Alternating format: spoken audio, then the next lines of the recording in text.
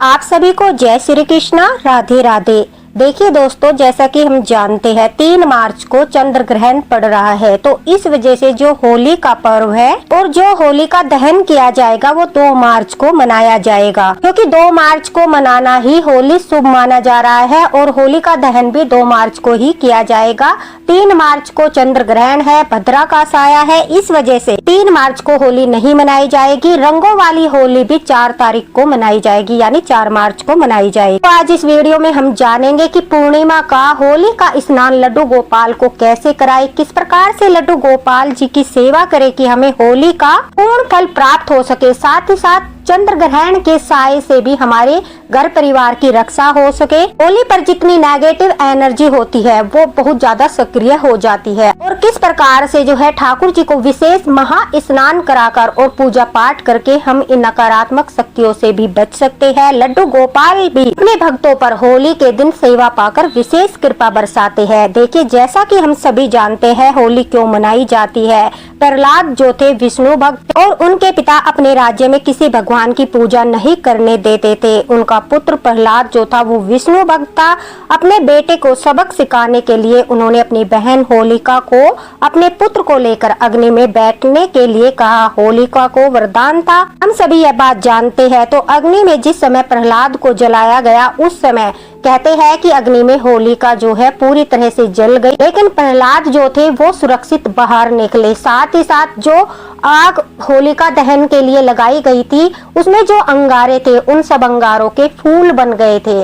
तो इस दिन जो है फूलों का विशेष महत्व है। ठाकुर जी के साथ इस दिन होली भी खेली जाती है, लेकिन फूलों के साथ होली खेली जाती है। घर में सारी जगह फूल बखेरे जाते हैं, ठाकुर जी का फूलों से श्रृंगार किया जाता है, मंदिर को फूलों से सजाया जाता है और खुशियां मनाई जाती है, क्योंकि इस दिन जो है बुराई की हार और अच्छाई की जीत हुई थी। कहते हैं इस दिन सच्चे मन से और पूरे विधि विधान से अगर हम ठाकुर जी की घर में विराजित लड्डू गोपाल की सेवा करते हैं, उन्हें ठाकुर जी की विशेष कृपा प्राप्त होती है और प्रहलाद की तरह ही हमेशा वो अपने भक्त की रक्षा करते हैं, हर मुश्किल में अपने भक्त को बचाते हैं, उसके घर परिवार में सुख शांति बनी रहती है। तो चलिए आज इस वीडियो में जानते हैं कि किस प्रकार से पूरी विधि के अनुसार और सही नियमों के साथ हमें ठाकुर जी की सेवा करनी है, उनका आशीर्वाद प्राप्त करना है कि प्रहलाद की तरह ही ठाकुर जी हमारी भी हर कदम पर हर जो है संकट से रक्षा करे, हमारे घर परिवार की रक्षा करे और साथ ही साथ प्रसन्न होकर हमेशा हमारे घर में विराजमान रहे, हमारे साथ रहे। इसी भावना के साथ, प्रेम के साथ, श्रद्धा के साथ ठाकुर जी की सेवा की जाती है। होलिका दहन का शुभ समय क्या रहेगा, सबसे पहले ये जान लेते हैं। देखिए 2 तारीख की अर्धरात्रि के बाद 2:38 पर आरंभ होगा और 3 मार्च की सुबह 5:32 तक भद्रा का मुख रहेगा। इसलिए 2 मार्च को शाम में 6:22 से लेकर 8:53 का समय जो है वो प्रदोष काल का रहेगा और इसी समय के दौरान होलिका दहन किया जाना शुभ और शास्त्र सम्मत माना गया है।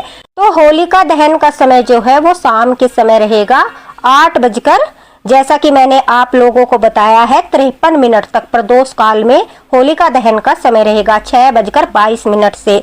तो इसलिए 2 मार्च को ठाकुर जी की सुबह के समय होली की सेवा करनी है। सबसे पहले आपको स्वयं स्नान करना है, उसके पश्चात आपको जो है ठाकुर जी को होली का पूर्णिमा का महा स्नान कराना है। उसके लिए देखिए दोस्तों, मैं आपको वीडियो में भी दिखा देती हूँ क्या क्या सामग्री चाहिए, आप देख सकते हो। ध्यान रखिए इस दिन आपको सभी चीजों से अलग अलग अभिषेक करना है, मंत्र बोलते हुए करना है, पीतल के या तांबे के लोटे से करना है या शंख से करना है। आपको स्टील का पात्र नहीं लेना है। ठाकुर जी को विशेष स्नान कराने के लिए होलिका दहन के दिन जो है हम फूलों से स्नान अवश्य कराते हैं, गंध स्नान अवश्य कराते हैं, क्योंकि इस दिन फूलों का बहुत अधिक महत्व होता है। अगर आपके पास सही से उपलब्ध हो जाए, कमल का फूल बहुत ही अच्छा होता है इस दिन जो है ठाकुर जी को स्नान कराने में। अगर हम कमल के फूल की पंखुड़ियां लेते हैं, लेकिन अगर कमल का फूल नहीं है तो आप कोई भी फूल ले सकते हो, आप गुलाब के फूल की पंखुड़ियां भी ले सकते हो। पात्र में सभी पंखुड़ियां रख लेनी है। साथ ही साथ आपको ठाकुर जी को दूध, दही, शहद, घी, चारों वस्तुओं से अलग अलग स्नान कराना है।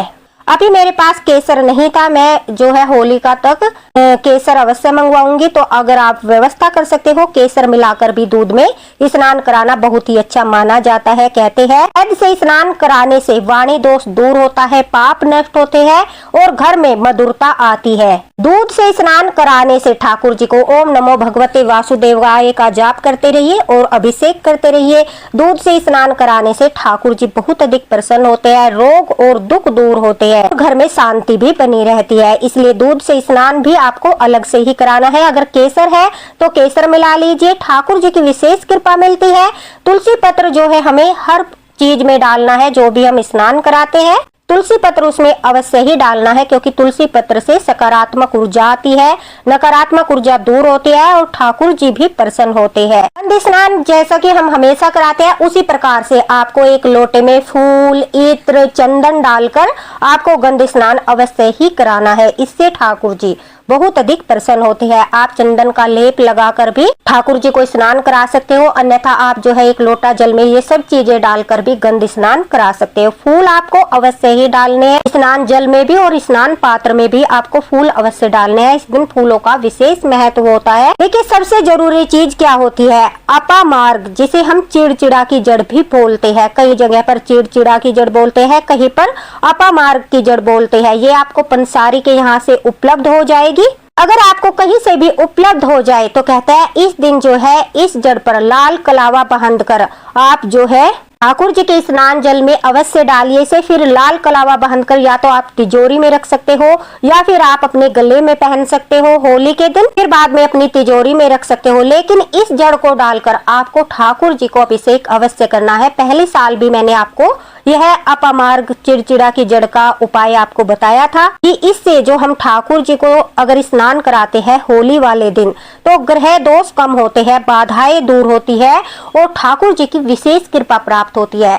देखिए कहीं पर भक्तों को अपामार्ग चिड़चिड़ा की यह जड़ नहीं मिल पाती तो दुखी होने की आवश्यकता नहीं है। उसकी जगह आप तुलसी के पौधे की जड़ भी ले सकते हो, उसका भी इतना ही अधिक महत्व है जितना कि अपामार्ग की जड़ का महत्व होता है। लेकिन आपको या तो तुलसी के पौधे की जड़ या फिर यह चिड़चिड़ा का जो पौधा होता है अपामार्ग का, इसकी जड़ आपको अवश्य लेनी है। उससे आपको ठाकुर जी को जरूर स्नान कराना है। अगर आपके पास एकादशी के बचे हुए आंवले हैं तो आंवले से भी आप ठाकुर जी को अभिषेक जरूर करें, क्योंकि अगर हम आंवला डालकर ठाकुर जी का अभिषेक करते हैं तो कहते हैं जीवन से जो खटास होती है रिश्तों की वो दूर होती है, हमारे रिश्तों में मधुरता आती है। तो सबसे जरूरी जो होलिका दहन के दिन हमें ठाकुर जी का विशेष स्नान कराना है, सभी चीजों से अलग अलग स्नान कराना है। ओम नमो भगवते वासुदेवाय या जो भी आप ठाकुर जी का जाप करते हो वो बोलते हुए, अगर कोई मंत्र नहीं आता तो राधे राधे बोलते हुए आप स्नान करा सकते हो। और इन सभी चीजों से स्नान कराकर ठाकुर जी को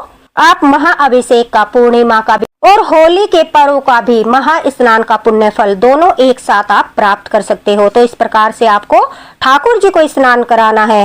उसके बाद देखिए ठाकुर जी का आपको श्रृंगार करना है। जो भी आप पोशाक होली के लिए लेकर आए हो, रंग भरी होली पर सफेद पोशाक पहनाई जाती है और जो है होली के दिन पीली, गुलाबी, नीली जो भी आप लेकर आए हो नई पोशाक ठाकुर जी को धारण करानी है। अगर हैवी पोशाक पहली आपके पास कोई नहीं है तो वो धारण कराइए। उसके बाद फूलों से आसन देते हुए ठाकुर जी को इस दिन आपको फूलों पर ही बैठाना है। आपको पूरे आसन पर फूल बखेर कर अपना मंदिर भी फूलों से सजाना है। फूल बंगला सेवा देनी है, जैसे फूल बंगला सजाते हैं उस प्रकार से सजाकर अच्छे से, अभी मैं वीडियो बना रही हूँ, बाद में मैं भी इसी प्रकार से सजाकर पूजा पाठ करूंगी। तो आप अच्छे से फूलों से सजाकर, क्योंकि फूलों का बहुत महत्व होता है, ठाकुर जी को जो है फूलों का आसन दीजिए। कलश आपकी इच्छा है, अगर आप भरना चाहते हो तो भर सकते हो, उस पर नारियल रख सकते हो। अगर आप नहीं भरना चाहते तो तुलसी दल डालकर सिर्फ एक लोटा जल आप मंदिर में रख दीजिए, क्योंकि होली के दिन व्रत नहीं किया जाता, इसलिए जो है कलश स्थापना कर भी सकते हो या नहीं भी कर सकते, आप दोनों प्रकार से ही पूजा की जाती है। देखिए कलश रखने के बाद आपको क्या करना है, जो सबसे विशेष बात है जो जरूरी है, होलिका दहन के दिन आप छोटी सी होलिका का एक किसी भी लकड़ी से आकार बना लीजिए। उसके चारों ओर आपको कोई भी पात्र भरकर रखने हैं, अन्न और धन से। अन्न में आप कुछ भी रख सकते हो, कोई सी दालें रख सकते हो, मसूर की दाल आपको नहीं रखनी है, या फिर काले तिल, व्हाइट तिल, जो सफेद तिल होते हैं वो आप रख सकते हो, चावल और धन आपको, सिक्के आपको जरूर रखने हैं। इस प्रकार से आप अन्न और धन रखकर जो है थोड़ी सी होलिका का आकार बनाकर पूजा में अवश्य रखिए, क्योंकि यह होली की पूजा होती है। और फिर यह सिक्के होलिका दहन के समय होलिका दहन में डाल दीजिए। जो अन्न आपने वहां पर चढ़ाया है, जब आप होली पूजने जाते हो तो वो सभी अन्न वहां पर चढ़ाकर आना। इससे जो है घर में अन्न और धन की कभी भी कमी नहीं होती। यह आपको जरूर करना है। अपना दीपक प्रज्वलित करते हुए, धूप दीप आरती करते हुए ठाकुर जी को आपको इत्र लगाना है, आपको जो है पुष्प समर्पित करने हैं। उसके बाद ठाकुर जी को आप भोग लगाइए। इस दिन के जो विशेष भोग होते हैं, सभी को पता है कि होली के दिन ठाकुर जी को गुंजिया का, मट्ठी का भोग लगाया जाता है, खीर पूरी हलवे का भोग लगाया जाता है, मिठाइयों का भोग लगाया जाता है। इस दिन ठाकुर जी को दूध, दही, मक्खन, मिश्री, मिठाई, गुंजिया, ये सब भोग लगाए जाते हैं। आप जो है 5 भोग तो अवश्य ही ठाकुर जी को लगाइए। उसमें आप गुंजिया का भोग लगा सकते हो, मट्ठी का भोग लगा सकते हो। घर में जो भी पकवान बनाए जाते हैं, खीर पूरी हलवा, उन सभी का भोग ठाकुर जी को लगाया जाता है। भोग लगाने के बाद जो है आप अपने जाप करते रहिए, ठाकुर जी का नाम लेते रहिए। उसके बाद जो है ठाकुर जी के साथ इस दिन फूलों की होली खेली जाती है। रंग इस दिन भी समर्पित किए जाते हैं, लेकिन होली हम सिर्फ फूलों से ही खेलते हैं। रंगों की होली हम 4 मार्च को खेलेंगे, इसलिए ठाकुर जी के साथ फूलों की होली खेली जाती है। फूल बरसाए जाते हैं, फूल समर्पित किए जाते हैं। फूलों का हार भी आप ठाकुर जी को धारण कराइए। फूलों से जितना हो सके आप ठाकुर जी का श्रृंगार कीजिए, उससे ठाकुर जी बहुत अधिक प्रसन्न होते हैं। अगर अभी तक आपने ठाकुर जी के साथ जो है लड्डू की होली नहीं खेली है, तो आप लड्डू को समर्पित करके ठाकुर जी के गालों पर थोड़ा सा लड्डू लगाकर लड्डू होली की भी कमी को पूरा कर सकते हैं। अगर आपने लड्डू होली अभी तक नहीं खेली है, तो आप जो है बूंदी के लड्डू होते हैं जो, उनमें से थोड़े से लड्डू ठाकुर जी के गालों पर लगाकर, चरणों पर लगाकर लड्डू मार होली का उत्सव भी मना सकते हो। लेकिन रंगों की होली आपको 4 मार्च को ही खेलनी है। रंग अवश्य ही समर्पित कर दीजिए। छड़ी मार होली देखिए वही लोग खेलते हैं ठाकुर जी के साथ, लड्डू गोपाल के साथ, क्योंकि हम ठाकुर जी को छड़ी नहीं मार सकते, तो छड़ी मार होली हम उनके साथ नहीं खेलते। छड़ी मार होली अगर आपके पास राधा रानी है, राधा रानी जी है, तो राधा रानी के पास छड़ी रखकर हम जो है छड़ी मार होली का नेक करते हैं। लेकिन अगर राधा रानी विराजित नहीं है, तो आप छड़ी मार होली जो है मानसिक रूप से राधा रानी और ठाकुर जी का स्मरण करते हुए जो है आप छड़ी मार होली का उत्सव मना सकते हो। लेकिन स्वयं आपको ठाकुर जी को छड़ी मार कर होली नहीं खेलनी है, क्योंकि भक्त में इतनी सामर्थ्य नहीं होती कि वो ठाकुर जी के साथ छड़ी मार होली खेले। मैं तो यह छड़ी मार होली जब से मुझे ज्ञान हुआ है, मैं स्किप ही करती हूँ। तो जो भी होली आपने नहीं खेली है, लड्डू मार, छड़ी मार, फूलों की, वो सभी होली आप जो है ठाकुर जी के साथ खेल सकते हो। उसके बाद देखिए, घर की नकारात्मक ऊर्जा को दूर करने के लिए होला अष्टक लगे थे। 8 दिन तक हमने सभी छोटा सा हवन किया है। अगर 8 दिन तक आपने कोई हवन नहीं किया है, तो होली के दिन यह छोटा सा हवन अवश्य ही कीजिए। आपको कुछ नहीं करना है। गोबर से उफले बनाए जाते हैं, अगर आपके पास वो हो, उनसे छोटा सा हवन कर दीजिए। या फिर आप तुलसी की लकड़ी से, जिससे बहुत ही ज्यादा सकारात्मक ऊर्जा का वास आपके घर में हो सकता है, अगर तुलसी की सूखी लकड़ी हो, उनसे आप यह छोटा सा हवन कर दीजिए। जो हवन की सामग्री है उसमें आपको अंसारी के यहाँ से आपको हवन की सामग्री मिल जाएगी। उसमें आपको थोड़ी सी पीली सरसों, थोड़े से काले तिल, थोड़ी सी गंधक, आपको थोड़ा सा लोहान, थोड़ी सी गूगल, ये सब चीजें लिख लीजिए। आपको ये सब चीजें थोड़ी थोड़ी मात्रा में सामग्री में, जो हवन में सामग्री डालते हैं उसमें मिलानी है। मिक्स करके आपको 11 आहुति कपूर और लकड़ी जलाकर या उफले से अंगारी जलाकर आपको जो है 11 या 21 आहुति जितनी आप डाल सकते हो इस हवन में अवश्य ही डालिए। इससे क्या होता है कि जितनी भी बुराइयां होती है वो सब नष्ट हो जाती है। घर की नकारात्मक ऊर्जा नष्ट हो जाती है, घर से रोग नष्ट हो जाते हैं, घर में जो धन की कमी है वो कमी दूर हो जाती है। घर में जो है बहुत ज्यादा सकारात्मक ऊर्जा का वास होता है। जो लड़ाई झगड़े होते हैं वो नकारात्मक ऊर्जा के कारण होते हैं। ग्रह दोषों के कारण होता है, पितृ दोष के कारण होते हैं। यह छोटा सा हवन होली के दिन करने से आपके सारे दोष दूर हो सकते हैं। तो यह हवन तो छोटा सा आप अवश्य ही कीजिए। समय समय पर यह छोटा सा हवन तो आपको करते रहना चाहिए। देखिए आपको घर में कितनी अच्छी सुगंध आएगी, स्वयं ही आपको सकारात्मक ऊर्जा का आभास भी होगा। फिर दोस्तों देखिए पूरे घर में आपको फूल बखेरने हैं, फूल की पंखुड़ियां बखेरनी है। ठाकुर जी से प्रार्थना करनी है कि हे ठाकुर जी, जिस तरह से हमने अपने घर में यह फूल बखेरे हैं, जिस तरह से हमने अपने घर में आपका स्नान जल छिड़का है, हमारे घर की सभी दोष दुख और दरिद्रता को दूर कीजिए, हमारे घर में सुख शांति दीजिए। ठाकुर जी का स्नान जल अपने घर में जरूर छिड़किए। इस हवन की जो है इससे धुआं निकलता है वो भी पूरे घर में अवश्य ही घुमाइए। इस प्रकार से अगर आप यह होली की पूजा करते हो तो सच मानिए आपको होली का बहुत ही बड़ा पुण्यफल प्राप्त होता है, ठाकुर जी की कृपा प्राप्त होती है और घर की सारी नेगेटिव एनर्जी तो एकदम से बिल्कुल दूर ही हो जाएगी। देखना इसका प्रभाव आपको स्वयं ही नजर आएगा, आपको स्वयं ही सकारात्मक ऊर्जा का आभास होगा, मन में शांति का आभास होगा। ठाकुर जी की पूजा करने के बाद, नाम जाप आराधना करने के बाद होली के दिन आप जो है गीता पढ़ सकते हो, विष्णु सहस्त्र नाम पढ़ सकते हो, माला जाप कर सकते हो। जितना भी आप कर सकते हो उतना आप कीजिए, जितना आपके पास समय है उतना आप। हमारे ठाकुर जी की होली की सेवा थी। इस प्रकार से सेवा करने से ठाकुर जी बहुत अधिक प्रसन्न होते हैं। देखिए जैसा कि बहुत जगह पर होली पूजने जाते हैं तो ठाकुर जी को लेकर भी बहुत से भक्त चले जाते हैं। तो मेरा यही कहना है कि होली के दिन आप अगर होली पूजने जाते हो तो ठाकुर जी को मानसिक रूप से लेकर जाइए, उनके विग्रह को वहां पर मत लेकर जाइए, आप मानसिक रूप से लेकर जाइए। होलिका दहन में आपने जो सिक्के यहाँ पर चढ़ाए हैं, होलिका दहन में सिक्के अवश्य डालिए। होलिका दहन के बाद होलिका की जो राख होती है वो अपने घर में अवश्य लेकर आनी चाहिए। वो राख जो होती है बहुत ही ज्यादा शक्तिशाली होती है। उस राख को जो है आप अपने बच्चों के नजर दोष दूर करने के लिए बच्चों को लगा सकते हो। किसी रोगी को अगर रोग से बहुत दिनों से पीड़ित है तो कहते हैं उसका लेप लगाने से उसे रोग से मुक्ति मिलती है। होलिका दहन से जो राख लाई जाती है उसे आप एक पोटली में बांधकर अपनी तिजोरी में भी रख सकते हो।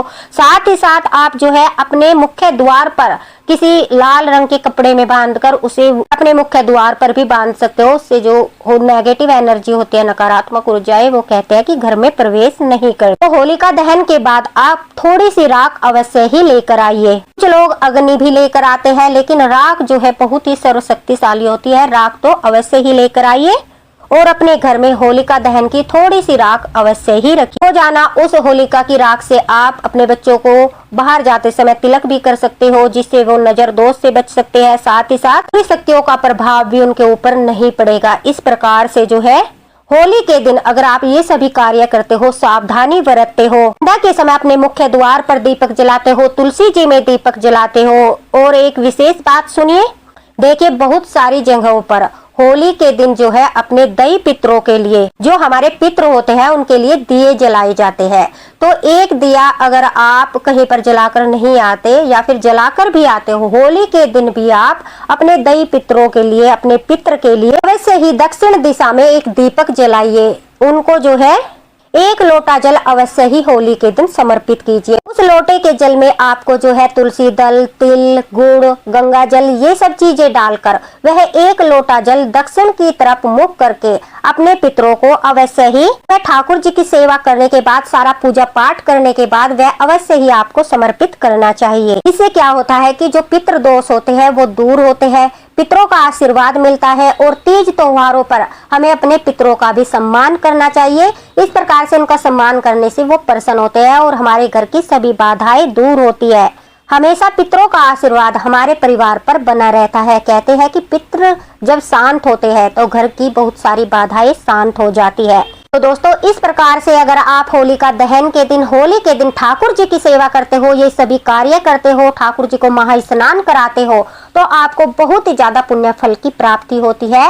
होली का पर्व का पूर्ण पुण्य फल प्राप्त होता है और ठाकुर जी की सेवा करने से यह पुण्य फल आपका करोड़ों गुना बढ़ जाता है। तो इस दिन आप अगर दान पुण्य भी करना चाहते हो तो कर सकते हो, वो आपके ऊपर निर्भर करता है कि आप करना चाहते हो। वस्त्र का दान, अन्न का दान, धन का दान, जो भी आप करना चाहते हो कर सकते हो। जितने भी सत्कर्म आप होली के दिन करते हो आपको उतना ही पुण्य फल मिलता है।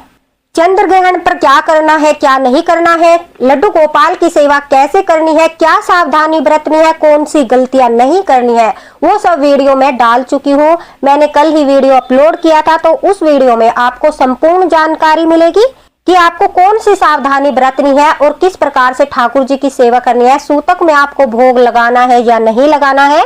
अगर फिर भी आपको होली के बारे में या फिर ग्रहण के बारे में कुछ पूछना है तो कमेंट बॉक्स में आप पूछ सकते हो, आपको तुरंत रिप्लाई मिलेगा। तो दोस्तों यह वीडियो ज्यादा से ज्यादा शेयर कर देना ताकि सभी लड्डू गोपाल भक्तों तक वीडियो पहुंचे और होली के दिन वो ठाकुर जी की सेवा करके उन्हें महा स्नान कराकर यह पुण्य फल प्राप्त कर सके। साथ ही साथ वीडियो को लाइक जरूर कीजिएगा। अगर आप लड्डू गोपाल की सेवा से जुड़ा कोई भी प्रश्न पूछना चाहते हो तो बेझिझक आप पूछ सकते हो। दोस्तों आप सभी को जो है होली की हार्दिक शुभकामनाएं। ठाकुर जी की कृपा आप पर बनी रहे, लड्डू गोपाल की, राधा रानी की कृपा आपके परिवार पर बनी रहे। इसी के साथ राधे राधे, हरे कृष्णा। मिलते हैं अगले वीडियो में अगले मार्गदर्शन के साथ। राधे राधे।